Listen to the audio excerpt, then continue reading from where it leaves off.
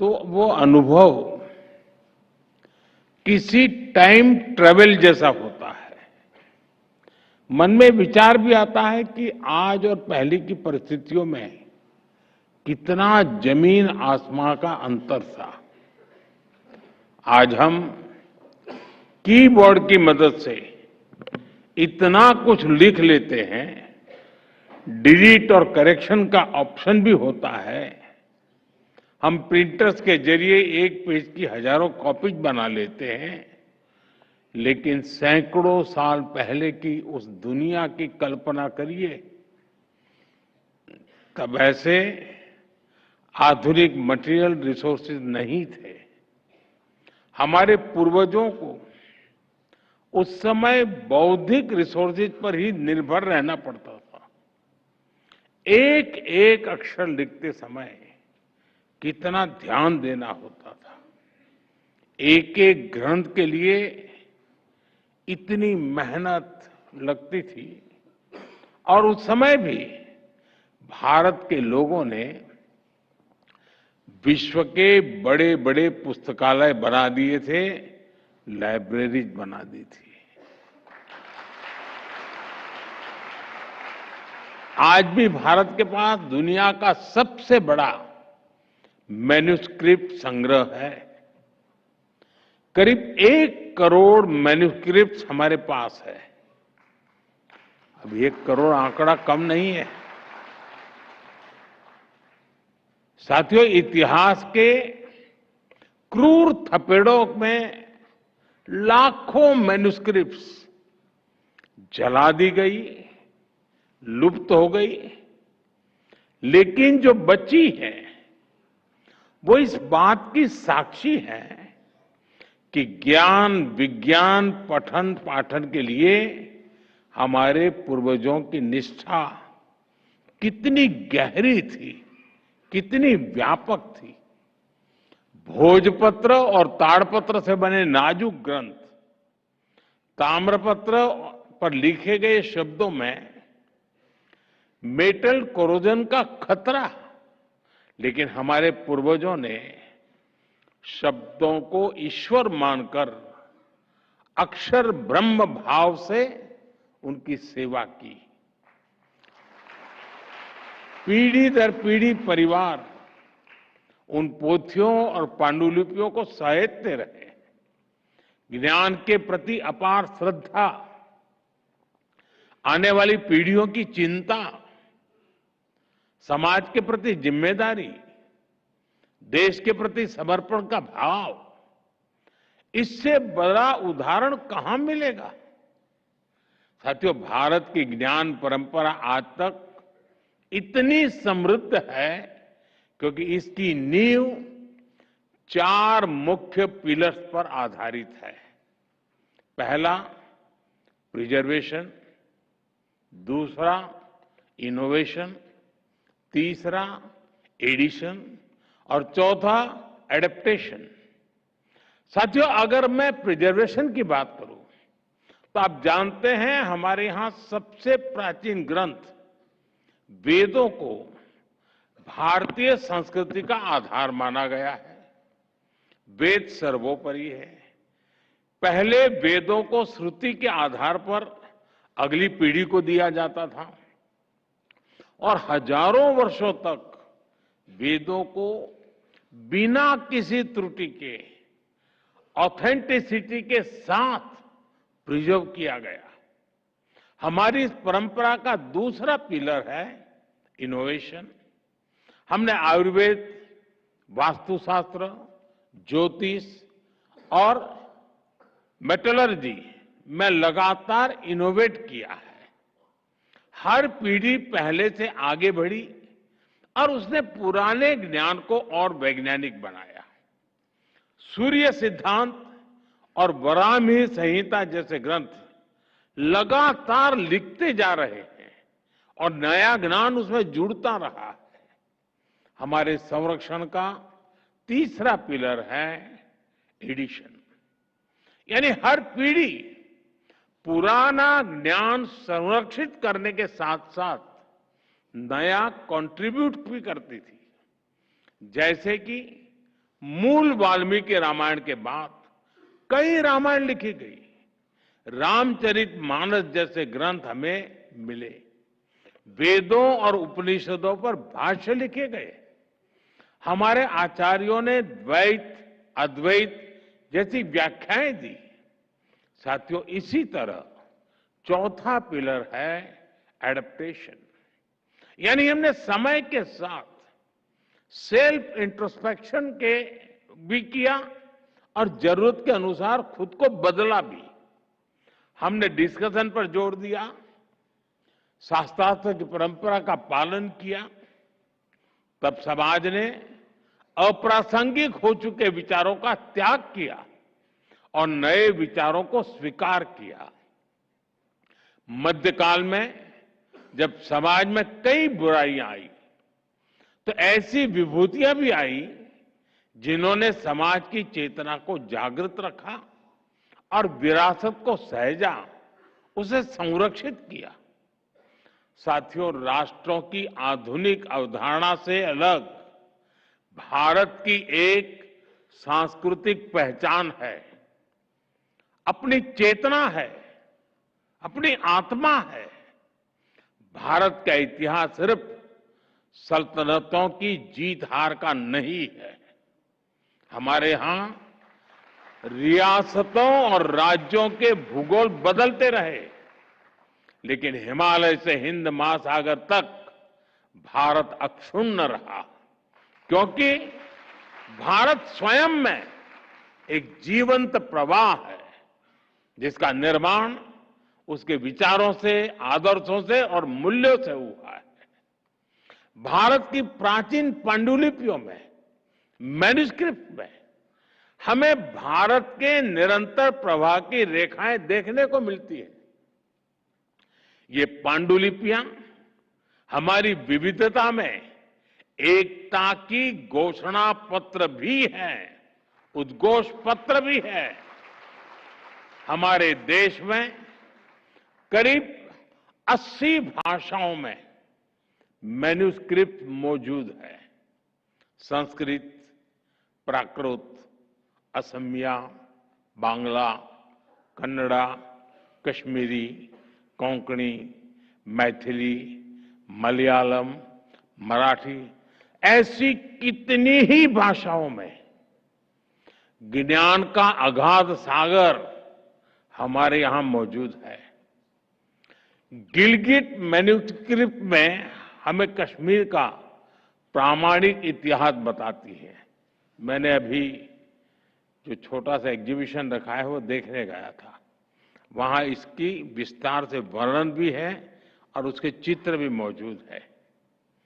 कौटिल्य अर्थशास्त्र की पांडुलिपि हमें राजनीति शास्त्र और अर्थशास्त्र में भारत की समझ का पता चलता है। आचार्य भद्रबाहु के कल्पसूत्र की पांडुलिपि में जैन धर्म का प्राचीन ज्ञान सुरक्षित है। सारनाथ की मैन्युस्क्रिप्ट में भगवान बुद्ध का ज्ञान उपलब्ध है।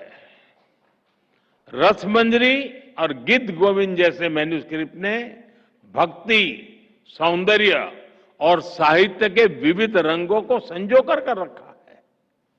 साथियों, भारत की इन मैन्युस्क्रिप्ट में समूची मानवता की विकास यात्रा का फुटप्रिंट्स है। इन पांडुलिपियों में फिलॉसफी भी है, साइंस भी है, इनमें मेडिसिन भी है, मेटाफिजिक्स भी है, इनमें आर्ट भी है, एस्ट्रोनॉमी भी है और आर्किटेक्चर भी है। अब कितने ही उदाहरण लीजिए, मैथमेटिक्स से लेकर के बाइनरी बेस्ड कंप्यूटर साइंस तक पूरी आधुनिक साइंस की बुनियाद जीरो पर टिकी है।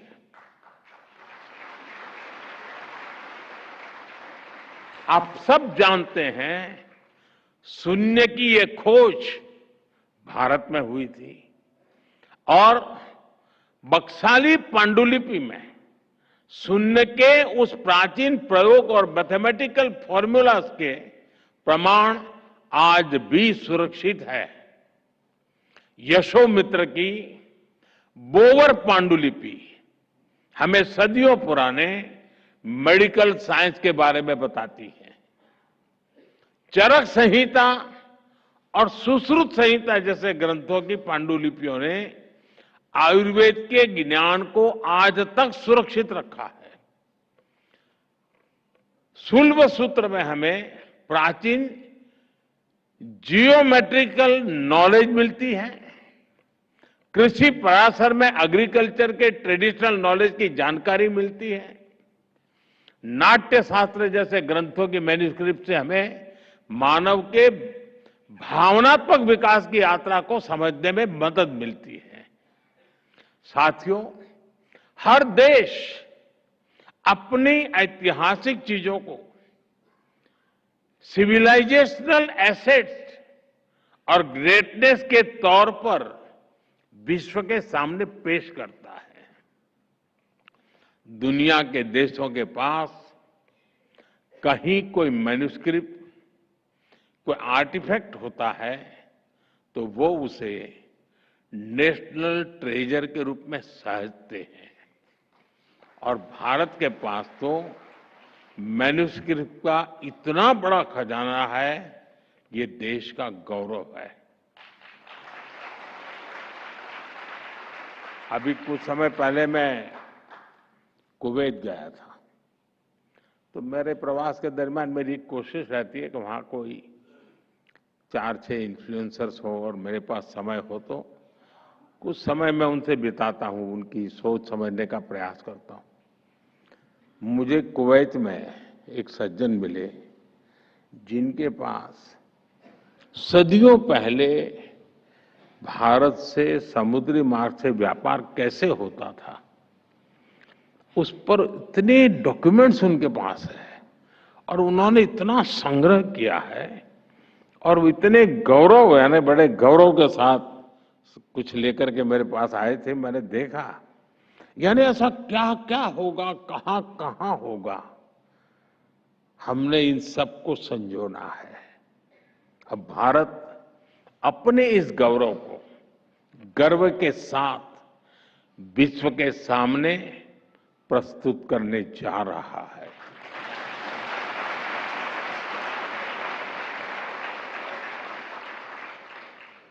अभी यहां कहा गया है कि दुनिया में जितनी मैन्युस्क्रिप्ट्स है हमने खोज करके लाना चाहिए।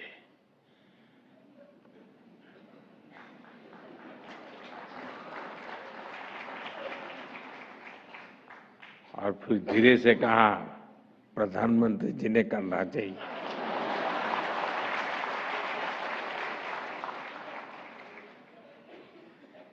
लेकिन आपको पता है कि हमारे से यहाँ चोरी की गई जो मूर्तियां हैं पहले बहुत कम मात्रा में आई थी, आज सैकड़ों की संख्या में पुरानी पुरानी मूर्तियां वापस आ रही। वापिस इसलिए नहीं आ रही कि वो मेरा सीना देख करके तय करते दे दो यार, ऐसा नहीं है। उनको भरोसा है कि ऐसे हाथ में सुपुर्द करेंगे तो उसका गौरव बढ़ाने का पूरा प्रयास होगा। आज विश्व में भारत ने ये विश्वास पैदा किया है, लोगों को लगता है यह सही जगह है। जब मैं मंगोलिया गया, वहां बौद्ध भिक्षुओं से मैं संवाद कर रहा था तो मैंने देखा उनके पास काफी मैन्युस्क्रिप्ट थी। तो मैं उनको रिक्वेस्ट किया कि मैं इसके लिए कुछ काम कर सकता हूं। उन सारी मैन्युस्क्रिप्ट को लाए, उसको डिजिटलाइज किया और उनको फिर वापस दिया। अब ये उनका खजाना बन गया है। साथियों, ज्ञान भारतम मिश्रम इस महाअभियान का ही एक अहम हिस्सा है। देश की कितनी ही संस्था हैं इस प्रयास में जन भागीदारी की भावना से सरकार के साथ काम कर रही है। काशी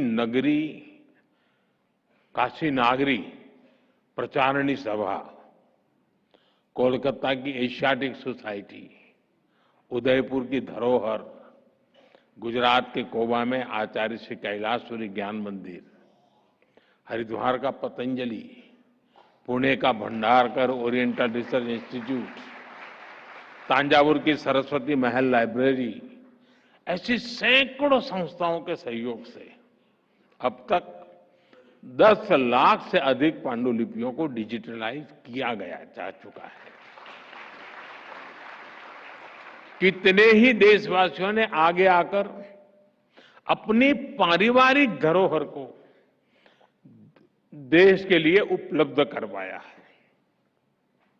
मैं इन सभी संस्थाओं का, ऐसे सभी देशवासियों का भी धन्यवाद करता हूं।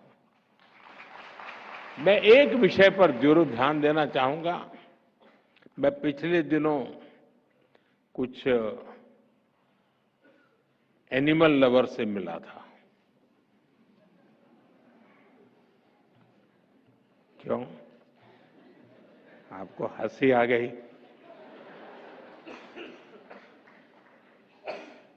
हमारे देश में ऐसे बहुत लोग हैं और विशेषता है कि ये गाय को एनिमल नहीं मानते।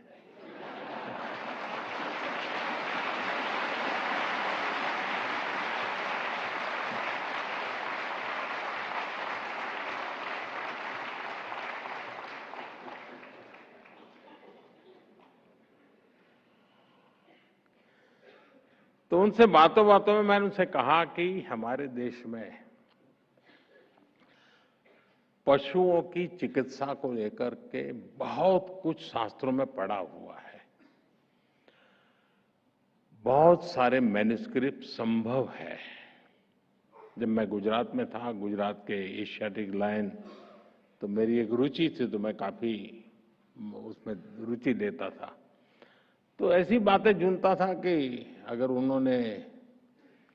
अगर ज्यादा शिकार कर लिया और अगर तकलीफ होती है तो उनको पता होता था कि वो एक पेड़ होता है, उसके फल खाने चाहिए ताकि वॉमिटिंग हो सकता है। ये पशु को मालूम था। इसका मतलब जहां पर लायन की बस्तियां हैं वहां उस प्रकार के फलों के झाड़ होना जरूरी होता है। अब ये हमारे शास्त्रों में लिखा हुआ है। हमारे कई मैन्युस्क्रिप्ट्स हैं जिसमें इन सारी बातों को लिखा गया है। मेरा कहने का तात्पर्य है कि हमारे पास इतना ज्ञान उपलब्ध है और लिपिबद्ध है। हमें खोजना है, खोज करके उसको आज के संदर्भ में व्याख्यायित करना है। साथियों, भारत ने अतीत में कभी भी अपने ज्ञान को पैसे की ताकत से नहीं तोला है।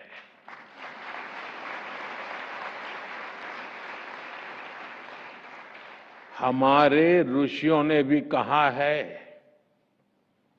विद्या दान मतः परम, अर्थात विद्या सबसे बड़ा दान है। इसलिए प्राचीन काल में भारत के लोगों ने मुक्त भाव से मैन्युस्क्रिप्ट को दान भी किया। चीनी यात्री ह्वेनसांग जब भारत आए थे तो वो अपने साथ 650 से ज्यादा मैन्युस्क्रिप्ट लेकर के आए थे। नहीं, वो यहां से लेकर के गए थे। और मुझे चीन के राष्ट्रपति ने एक बार बताया कि वो मेरे गांव में सादा समय रहे थे, मैं जहां मेरा जन्म हुआ वड़नगर में। लेकिन जब यहां से चीन वापस गए तो वो राष्ट्रपति शी के जन्म स्थान पर रहते थे। तो वो मुझे वहां ले गए अपने गांव, और वहां जहां ह्वेनसांग रहे थे उस स्थान को मैं देखने के लिए उनके साथ गया। और जो मैन्युस्क्रिप्ट थे उस पूरा विस्तार से मुझे राष्ट्रपति शी ने दिखाया था। और उसमें जो भारत का वर्णन थे उसके कुछ पैराग्राफ थे जिसको इंटरप्रेटर ने मुझे वहां समझाया। यानी मन को बहुत ही प्रभावित करने वाला, वो एक एक चीज देखते थे लग रहा था क्या खजाना होगा हमारे पास। भारत की कई मैन्युफैक्चरिंग्स आज भी चीन से जापान भी पहुंची है। 7वीं सदी में जापान में उन्हें राष्ट्रीय पूंजी की तरह होर्युजी मोनेस्ट्री में संरक्षित किया गया। आज भी दुनिया के कितने ही देशों में भारत की प्राचीन मैन्युस्क्रिप्ट रखी हुई है। ज्ञान भारतम मिशन के तहत हम ये भी प्रयास करेंगे कि मानवता की ये साझी धरोहर एकजुट हो। साथियों, हमने G20 के सांस्कृतिक संवाद के दौरान भी इसकी पहल की थी। जिन देशों के भारत के साथ सदियों पुराने सांस्कृतिक संबंध है, हम उन्हें इस अभियान में साथ जोड़ रहे हैं। हमने मंगोलियन कंजूर के रिप्रिंटेड वॉल्यूम्स को मंगोलिया के एम्बेसडर को गिफ्ट किया था। 2022 में 108 वॉल्यूम्स मंगोलिया और रूस की मॉनेस्ट्रीज में भी डिस्ट्रीब्यूट किए गए थे। हमने थाईलैंड और वियतनाम की यूनिवर्सिटीज के साथ एमओयूज किए हैं। हम वहां के स्कॉलर्स को पुरानी मैन्युस्क्रिप्ट को डिजिटाइज करने की ट्रेनिंग दे रहे हैं। इन प्रयासों के चलते पाली, लान्ना और चाम भाषाओं की कई मैन्युस्क्रिप्ट को डिजिटाइज किया गया है। ज्ञान भारतम मिशन के जरिए हम इन प्रयासों को और विस्तार देंगे। साथियों, ज्ञान भारतम मिशन के जरिए एक और बड़ा चैलेंज भी एड्रेस होगा।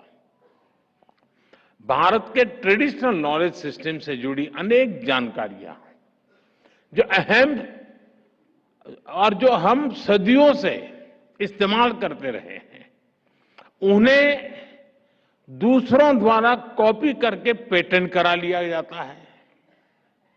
इस पायरेसी को रोकना भी आवश्यक है। डिजिटल मैन्युस्क्रिप्ट के जरिए इन प्रयासों को और गति मिलेगी और इंटेलेक्चुअल पायरेसी पर लगाम लगेगी। दुनिया को भी तमाम विषयों पर प्रामाणिकता के साथ मौलिक स्रोतों का पता चलेगा। साथियों, ज्ञान भारतम मिशन का एक और बहुत अहम पक्ष है।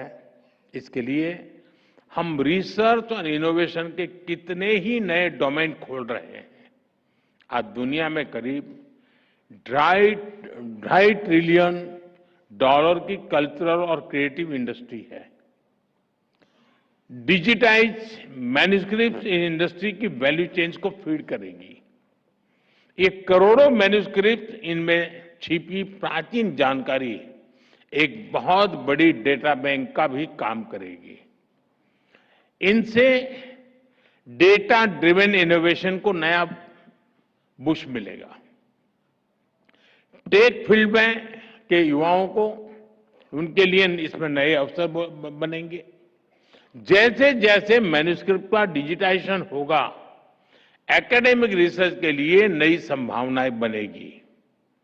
साथियों, हमें इन डिजिटाइज मैन्युस्क्रिप्ट का अध्ययन करने के लिए नई टेक्नोलॉजी जैसे एआई का उपयोग भी बढ़ाना होगा। मैं इस बात से सहमत हूं जब यहां प्रेजेंटेशन में कहा गया कि भाई टैलेंट को या ह्यूमन रिसोर्स को एआई रिप्लेस नहीं कर सकती है, और हम भी चाहते हैं कि रिप्लेस न करें। हम नई गुलाबी हो जाए, शिकार हो जाएंगे। वो एक सपोर्ट सिस्टम है, हमें मजबूती देती है, हमारी ताकत को बढ़ावा देती है, हमारी गति को बढ़ावा देती है। एआई की मदद से इन प्राचीन पांडुलिपियों को अगर गहराई से समझा जा सकता है और उनका विश्लेषण भी किया जा सकता है। अब देखिए, वैदिक मैथमेटिक्स सारे ग्रंथ अवेलेबल नहीं है। जो है, अगर एआई के माध्यम से हम कोशिश करें तो संभव है कि कई नए सूत्रों की संभावना है खोजने की। हम खोज सकते हैं। इन मैन्युस्क्रिप्ट में मौजूद ज्ञान को दुनिया के सामने कैसा लाया जाए, इसमें भी एआई की मदद ली जा सकती। दूसरी एक समस्या है कि हमारे मैन्युस्क्रिप्ट बिखरे पड़े हैं और अलग अलग कालखंड में अलग अलग प्रकार से प्रस्तुत किए गए हैं। एआई का फायदा ये होगा कि इन सबको इकट्ठा किया जा सकता है और उसमें से अमृत निचोड़ने में वो एक बहुत अच्छा सा हमें यंत्र मिल सकता है कि हम 10 जगह पे चीजें पड़ी होगी, लेकिन एआई से हम इसको एक साथ ला करके देख सकते हैं। हम उसका अर्थ हो सकता है, जैसे प्रारंभ में ही प्रेजेंटेशन में आया कि एक ही प्रकार के शब्दों का कई उपयोग है। हो सकता है कि उनको एक बार चलिए 100 क्वेश्चन बन जाएंगे तो सॉल्व करना, आज लाखों क्वेश्चन में हम उलझे पड़े हैं, 100 तक तो ले आएंगे। हो सकता है फिर हमारा मानव शक्ति जुड़ जाएगी तो उसका परिणाम ले आएगी। लेकिन ऐसी कई कठिनाइयां भी हैं, लेकिन रास्ते भी हैं। साथियों, मैं देश के सभी युवाओं से आह्वान करता हूं, आप आगे आकर इस अभियान से जुड़िए। और मुझे अभी बता रहे थे मंत्री जी की कल से आज तक जो लोग काम इसमें हिस्सा ले रहे हैं, 70% लोग युवा हैं।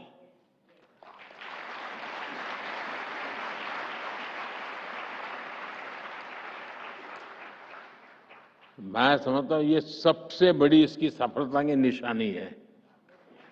अगर युवाओं ने उसमें रुचि लेना शुरू किया तो ये मैं पक्का मानता हूं कि हम बहुत तेजी से सफल होकर रहेंगे। हम कैसे टेक्नोलॉजी के जरिए अतीत को एक्सप्लोर कर सकते हैं, हम कैसे इस ज्ञान को एविडेंस बेस्ड पैरामीटर्स पर मानवता के लिए सुलभ बना सकते हैं, हमें इस दिशा में प्रयास करना चाहिए। हमारी यूनिवर्सिटीज को, हमारे इंस्टीट्यूट्स को भी इसके लिए नए इनिशिएटिव लेने चाहिए। आज पूरा देश स्वदेशी की भावना और आत्मनिर्भर भारत के संकल्प को लेकर आगे बढ़ रहा है। ये अभियान उसका भी एक विस्तार है। हमें अपनी धरोहरों को, अपने सामर्थ्य को, यानी सामर्थ्य का पर्याय बनाना है। मुझे विश्वास है ज्ञान भारतम मिशन से भविष्य के एक नया अध्याय शुरू होना जा रहा है।